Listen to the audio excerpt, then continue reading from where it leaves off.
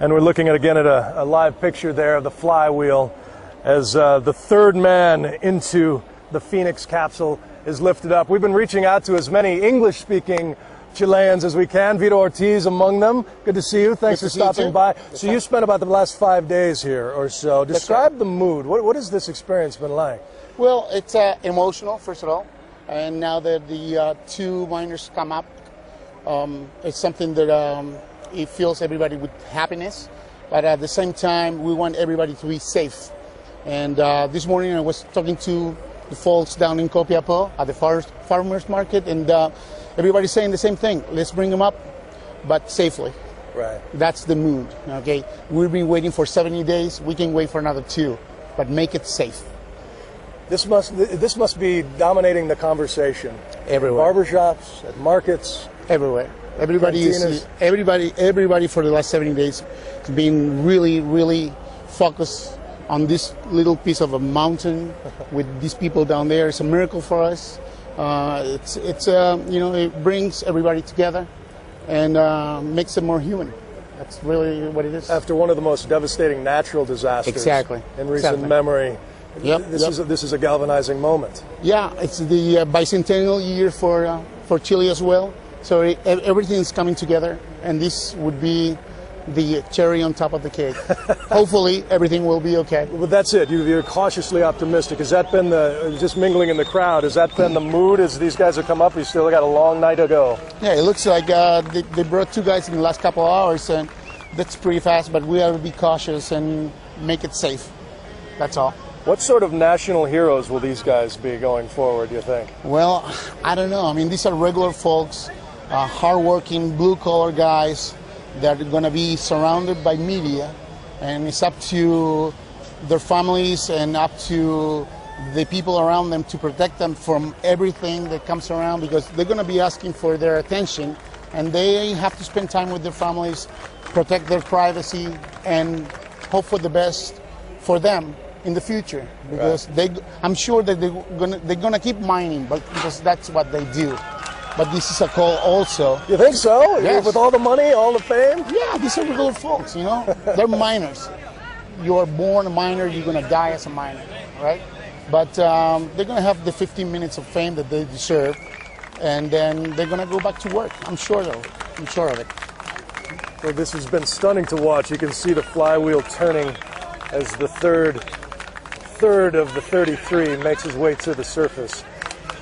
Some of the men, we've seen the 2 rescues, and there's a very orchestrated, synchronized medical plan in place where they were allowed to invite 2, maybe 3 relatives to actually watch and spend some time with them before they're taken to the nearest town for giving medical observation there.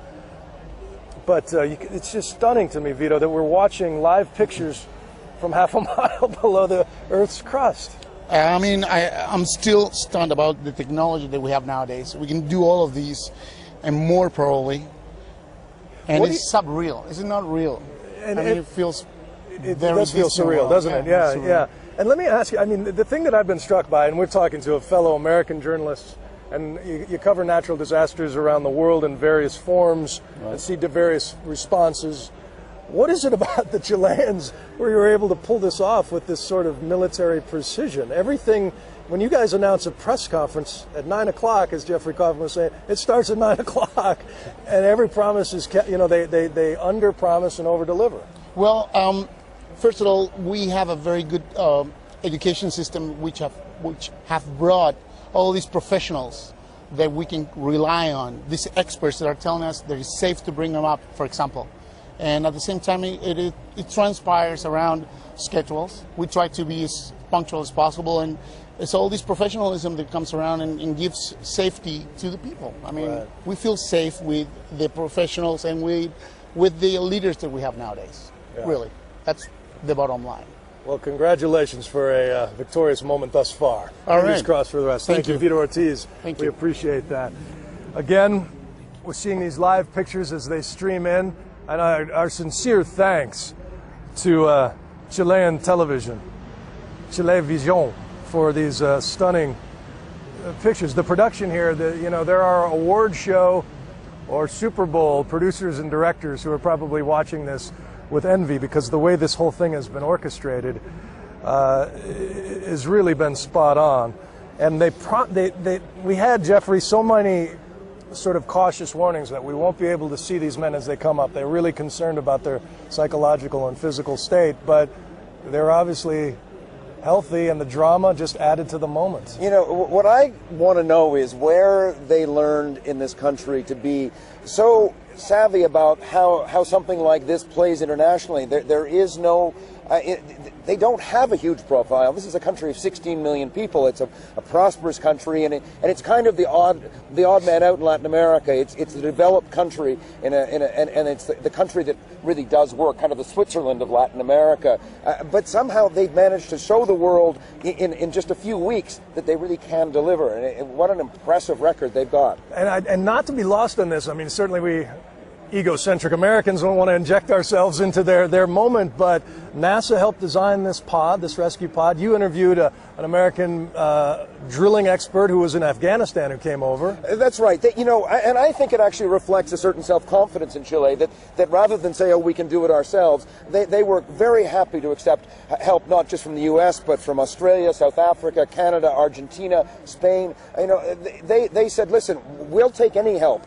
We don't need to prove we can do this ourselves. We just need to do this. But this was very much a Chilean effort. And they brought in the experts when they needed to. And what was really also very impressive, Bill, is that everyone just dropped what they were doing. Jeff Hart, the man you're talking about, a driller who drills water wells, was in Afghanistan for the U.S. Army drilling. He told me, he said, I thought I was doing a really important job helping our soldiers find water to support them in these forward operating bases.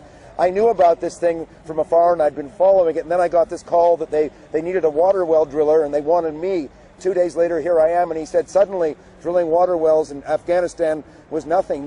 He said, I'll never do a more important drill a more important hole than what I've drilled here. Right. Also, there's some drilling experts, mnemonics, hammer drill experts out of Pennsylvania who lent a hand here, and it was vital in getting that escape hole drilled so fast as the clock was ticking. You know, and the NASA doctors I spoke to, they came down very early on, and they were very helpful. The parallels, of course, are not exact, but the issues of isolation in space, they said it was submariners, astronauts, and scientists in Antarctica all had lessons that could be applied here. One of the interesting lessons, actually, that surprised me was they said that the families shouldn't have too much electronic communication with the men underground.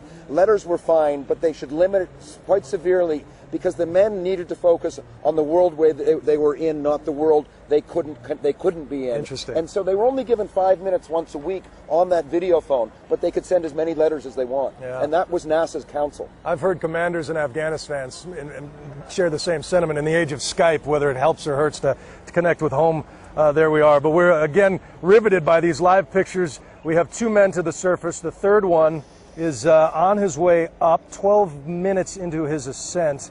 This is the 51-year-old father of one, or 52-year-old Juan Palma. And then next up, which is interesting, the 4th man in line, and all of this order was determined by their psychological, physical health.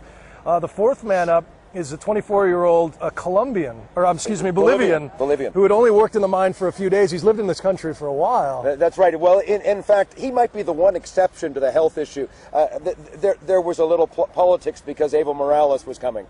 Right. I mean, this is not the warmest relationship between these two countries. No, a very frosty relationship, in fact, between the two countries. Yeah.